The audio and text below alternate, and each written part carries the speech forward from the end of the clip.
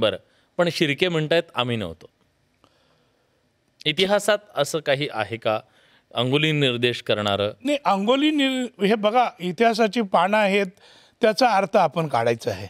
मी म्हणतो त्याप्रमाणे मी म्हणत नाही, पण जयदेव शकावली सांगते.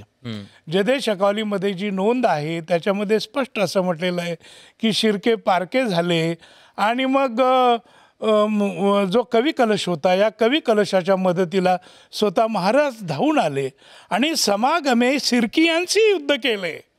म्हणजे सिरक्यांच्याबरोबर त्यांनी युद्ध केलं आणि सिरकियांना पलवून लावले आणि खेलनियावरी गेले. खेलनियावरी म्हणजे कुठे?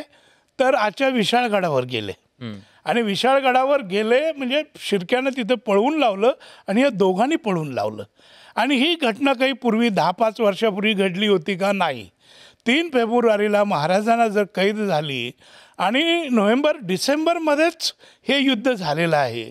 त्याच्यामध्ये शिर्के आणि भोसले यांच्यामध्ये खूप वितुष्ट आलेलं होतं आणि शिर्क्यांच्या मुलकाचा खराबा केला होता. खराबा हा शब्द पत्रामध्ये वापरलेला आहे.